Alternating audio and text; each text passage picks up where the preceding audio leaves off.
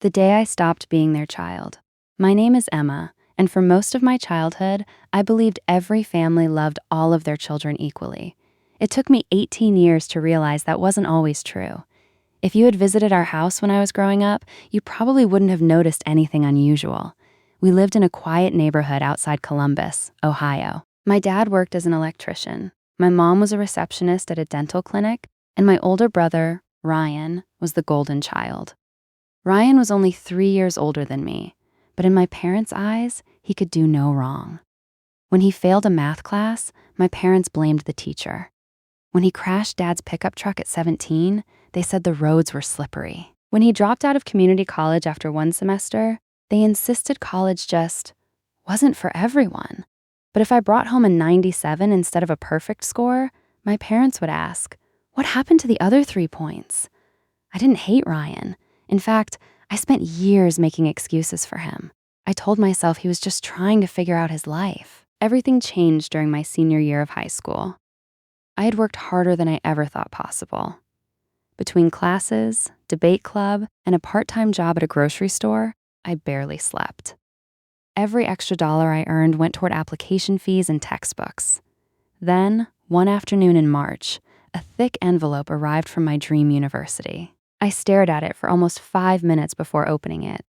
When I finally unfolded the letter, the first words I saw were, "Congratulations!" I screamed so loudly that our neighbor's dog started barking. I had been accepted into one of the best business schools in the state with a partial scholarship. It wasn't a full ride, but combined with the college fund my grandparents had created for me when I was born, it was enough. Or so I thought.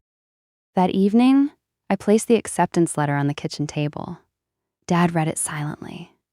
Mom smiled for exactly 2 seconds. Ryan barely looked up from his phone. "I knew you could do it," my grandmother said over the phone when I called her later that night. She sounded prouder than anyone else had. I wish that moment had lasted forever. 3 days later, everything fell apart. I came home from work and found my parents sitting in the living room. Neither of them looked happy. Dad folded his hands together. "Sit down." Those 2 words instantly made my stomach tighten. I sat across from them. Mom wouldn't even meet my eyes. Dad cleared his throat. "We need to talk about your college fund." My heart skipped a beat. "What about it?" He took a deep breath. "It's gone." For a second, I thought I'd misheard him. "What do you mean? Gone?" Ryan finally spoke. "I needed a little help." "A little help?" Dad explained that Ryan had convinced them to invest the money in a business opportunity with one of his friends. According to him, it was guaranteed to succeed. Instead, the business collapsed within months. Every dollar was gone. I stared at all 3 of them. No one looked ashamed. No one apologized. I turned back to my father. "That money wasn't yours." "It stayed in this family," he replied. "It was for my education." And Ryan needed it. I couldn't believe what I was hearing. "So my future didn't matter?" Mom finally spoke. "You're smart, Emma. You'll figure something out." That sentence hurt more than losing the money. Not because it was cruel, because she actually believed it made everything okay. I looked at Ryan. He shrugged. "I'll pay it back someday." He sounded like someone promising to return a borrowed lawnmower, not someone who had stolen years of someone else's future. I stood up. "No," Dad frowned. "No, what?" "No, you don't get to decide my future because Ryan made another bad decision." Dad's voice hardened. "Watch your tone. For the first time in my life, I didn't. I worked for this." "So did we," Dad snapped. "You raised me. You owe us respect. I don't owe anyone permission to destroy my future." The room fell silent. Ryan rolled his eyes. "You're being dramatic." That sentence broke something inside me. Not because it was insulting, because everyone else nodded. That was the moment I realized I wasn't imagining it. I had never been treated the same. I walked upstairs, packed one suitcase, grabbed the envelope containing my acceptance letter. Then I walked back downstairs. Mom finally looked nervous. "Where are you going?" "I don't know, but I'm not staying here." Dad crossed his arms. "If you walk out that door, don't expect us to rescue you." I looked him straight in the eyes. I stopped expecting that years ago. Then I walked out. It was raining. I didn't have an apartment. I didn't have a plan. I had less than $400 in my bank account. But for the first time in my life, I felt free. I spent the next few nights sleeping on my best friend Lily's couch. She didn't ask many questions. She simply handed me a blanket and said, "You can stay as long as you need." A week later, I enrolled in a nearby state college instead of my dream university because it was the only school I could afford. During the day, I attended classes. At night, I cleaned office buildings. On weekends, I delivered groceries. Some nights I didn't get home until 2 in the morning. Then I'd wake up at 6 and do it all again. It was exhausting. But every paycheck reminded me of one thing. Everything I built from now on would belong to me. I didn't know it yet, but the people who believed I'd never amount to anything would one day stand outside my office, asking me for a chance they never gave me. If someone had asked me during those first few years after I left home whether I was happy, I probably would have laughed. Happy wasn't the right word. I was exhausted. Every day felt like a race I couldn't afford to lose. My alarm rang at 5 o'clock every morning. I'd grab a cup of cheap coffee, attend my morning classes, spend the afternoon working at a grocery store, and head straight to my night job cleaning office buildings after the stores closed. By the time I got back to my tiny studio apartment, it was usually after midnight. Most nights, dinner was instant noodles or a peanut butter sandwich. Some months, after paying rent and tuition, I had less than $20 left in my bank account. But no matter how hard life became, I refused to call home. Not because I was too proud, because I knew exactly what they would say. "We told you this would happen." I wasn't going to give them that satisfaction. One afternoon during my second year of college, my phone buzzed. It was a message from Ryan. For a moment, I thought he was finally going to apologize. Instead, it read, "Mom's birthday is this weekend. Are you coming?" Nothing else. No apology.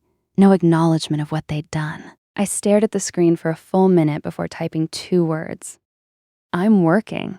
That wasn't a lie. I worked every weekend. Ryan never replied. Months turned into years. I graduated near the top of my class with a degree in business administration. When my name was called at graduation, I looked around the audience. Lily was there, cheering louder than anyone. My manager from the grocery store came. Even the elderly woman from the apartment next door, who used to bake cookies for me during exam week, showed up. But the 2 people I'd spent my entire childhood trying to make proud never came. I found out later they hadn't even known the date. They never asked. After graduation, I applied to dozens of companies. Most rejected me. Some never responded. Finally, one small logistics company gave me a chance as a junior operations analyst. The salary wasn't impressive, but it was enough to pay my bills. More importantly, it gave me something I'd never had before: a future. I became obsessed with learning. While my coworkers went home at 5, I stayed late. I learned everything I could about supply chains, finance, management, and leadership. Whenever someone quit, I volunteered to cover their responsibilities. People thought I was trying too hard. Maybe I was. But every extra skill made me harder to replace. 3 years later, I was promoted to operations manager, then regional director, then vice president. Each promotion came with a bigger office, a bigger paycheck, and a little more confidence. For the first time in my life, success didn't feel like a dream. It felt earned. Meanwhile, every once in a while, I'd hear updates about Ryan through relatives. His first business had failed. Then another. Then another. He blamed his business partners. The economy. Bad luck. Everyone except himself. He was nearly 40 before he had his first stable job, and even that didn't last long. According to my aunt, he'd been fired after arguing with his manager. Some things never changed.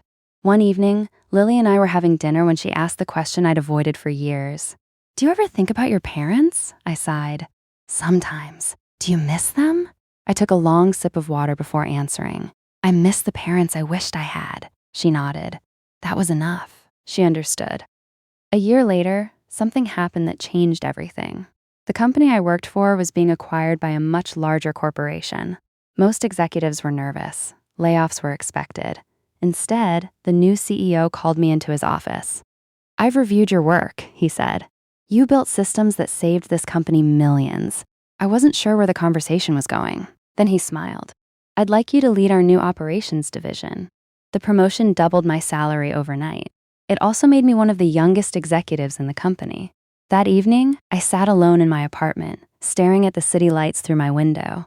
I thought about the 18-year-old girl who had walked out of her parents' house with one suitcase and $400. If she could see me now, she'd know it had all been worth it.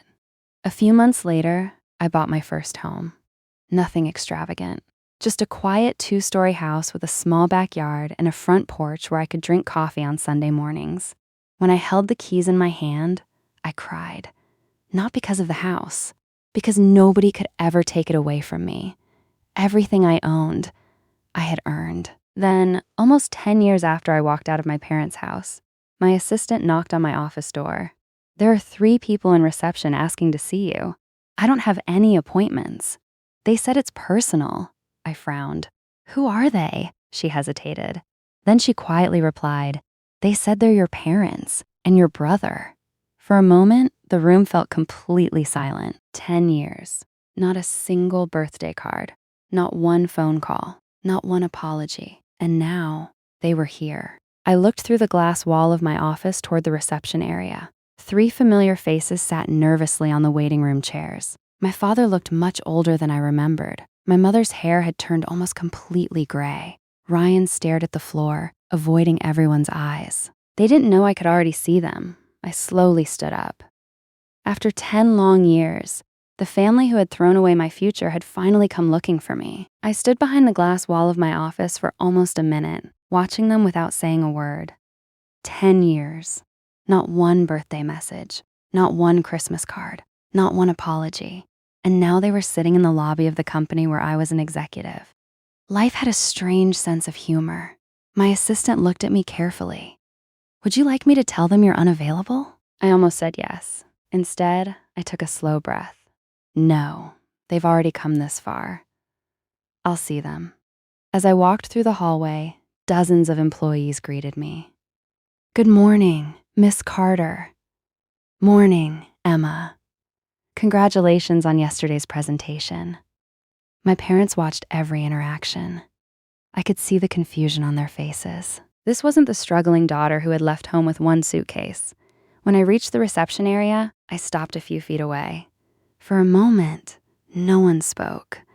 Finally, my mother stood. Emma. Her voice was soft, almost uncertain. I nodded politely. Mom. Dad slowly got to his feet. You've done well for yourself. I've worked hard. Ryan shifted uncomfortably in his chair. He still couldn't look me in the eye. I gestured toward a nearby meeting room. Let's talk somewhere private. The room was quiet after the door closed. I remained standing. None of them seemed to know where to begin. Finally, Dad cleared his throat. We've made mistakes. It was the closest thing to an apology I'd ever heard from him. I waited. Nothing else came. So, I said calmly, why are you here? Ryan finally spoke. I lost my job. I wasn't surprised. He continued. I've been looking for months. No one's hiring. Dad quickly added, we heard you're an executive now. There it was, the real reason for the visit.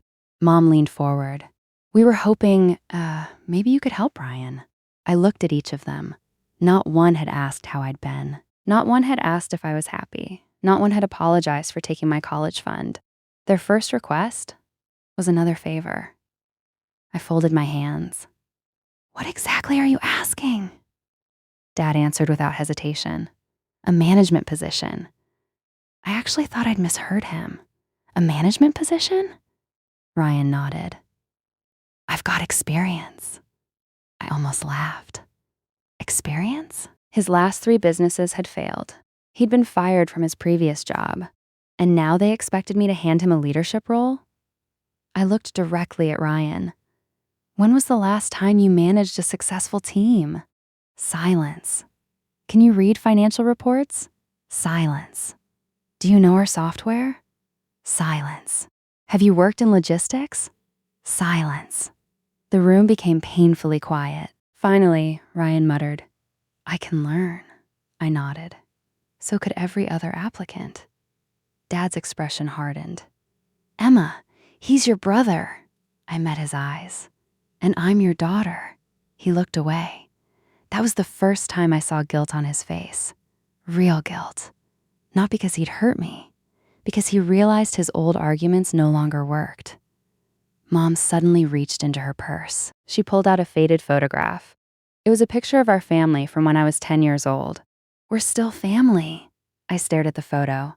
Then I gently pushed it back across the table. Family doesn't disappear for 10 years until they need something. Tears filled my mother's eyes. We didn't know how to fix things. You could have started with, I'm sorry. No one spoke, because they all knew it was true. Ryan finally looked at me. I know I messed up. I was selfish. I thought Mom and Dad would always fix everything. He swallowed hard. But they can't anymore. For the first time that day, he sounded honest. Not confident, not entitled, just tired. I studied his face. He looked older than his age. Years of bad decisions had finally caught up with him. Then he quietly asked, "Is there any chance you could give me one opportunity?" I leaned back in my chair. "I won't give you a management job." Dad immediately frowned. But I raised my hand. "I'm not finished." Ryan looked defeated. Then I continued, "If you want to work here, you'll apply like everyone else. You'll interview. You'll start at the entry level. You'll earn promotions. No special treatment. No shortcuts." The room was silent. Dad looked offended. "You'd make your own brother start at the bottom?" I answered without hesitation. "That's exactly where I started." Ryan slowly nodded. He understood, maybe for the first time in his life. As they prepared to leave, my father stopped at the door. "Without turning around," he said quietly, "I should never have taken your college fund. I was wrong. I thought I was helping one child. I ended up losing the other. It wasn't a perfect apology. It didn't erase the past, but it was real." I nodded once. "Thank you." Then they walked out. I watched them leave through the office windows. I thought I would feel victorious. Instead, I just felt lighter. Some wounds never completely disappear, but they no longer control your future. What I didn't know was that this wouldn't be the last time my family would walk into my life. A few weeks later, I would receive a phone call that changed everything once again. My parents gave my college fund to my brother. 10 years later, they asked me for a job. Part 4 final. Some debts can't be repaid with money. 3 weeks passed after my family visited my office. Life returned to normal. I buried myself in meetings, business trips, and deadlines, convincing myself that chapter of my life was finally over. Then, on a rainy Thursday evening, my phone rang. The caller ID showed an unfamiliar number. "Hello?" A calm voice answered. "Is this Emma Carter?" "Yes, my name is Dr. Wilson. I'm calling from Riverside Medical Center." The moment I heard the word hospital, my stomach tightened. "Your father suffered a heart attack this afternoon. He survived, but he'll need surgery and several months of recovery." For a few seconds, I couldn't speak. No matter what had happened between us, he was still my father. The next morning, I walked into the hospital. My mother looked exhausted. Ryan sat in the corner with his head in his hands. When they saw me, neither of them knew what to say. I quietly walked over to Dad's bed. He looked smaller than I remembered. The strong man who had once seemed impossible to challenge now looked fragile. He slowly opened his eyes. "Emma," I smiled gently. "I'm here." Tears formed in his eyes. "I never thought you'd come. I almost didn't." He nodded. "I wouldn't have blamed you." Over the next few days, I learned the truth about my parents' situation. Medical bills had piled up. Dad hadn't been able to work consistently for years. Mom had taken extra shifts just to keep the house. Ryan had finally started an entry-level warehouse job at my company. To my surprise, his supervisor spoke highly of him. He shows up early. He works hard. He never complains. It was hard to believe this was the same brother I had grown up with. Maybe people really could change. A week later, Dad asked if we could talk alone. "I spent years believing I was protecting Ryan," he said. "But I wasn't protecting him. I was protecting him from responsibility." He looked down at his hands. "And I punished you for being responsible." His voice broke. I stole your future because I thought you'd build another one. I sat quietly. He continued, You did. But that doesn't make what I did right. For the first time in my life, my father wasn't making excuses. He was accepting the weight of his choices. I don't expect forgiveness, he whispered. I only wanted you to know I understand now. A few months later, Dad recovered enough to return home. Ryan kept working. He never asked for another promotion. Instead, he earned one, then another, slowly, the right way. One evening, he knocked on my office door after work. I wanted to give you something. He placed an envelope on my desk. Inside was a cashier's check. The amount wasn't huge, but I recognized it immediately. It was the first repayment toward the college fund he had taken from me all those years ago. I know I'll never pay back everything I cost you, he said, but I want to spend the rest of my life trying. I looked at the check, then back at him. I don't need the money anymore. I know, he smiled sadly. This isn't about the money. It's about becoming someone who keeps his promises. For the first time in years, I believed him. That Christmas, my parents invited me to dinner again. This time, I didn't walk into the house carrying anger. I walked in carrying dessert. The evening wasn't perfect. There were awkward silences, old memories. Mom cried more than once. Dad apologized again before anyone touched the food. Ryan admitted he still felt ashamed of the past. No one tried to pretend those 10 lost years hadn't happened. Instead, we talked honestly. Sometimes that's where healing begins.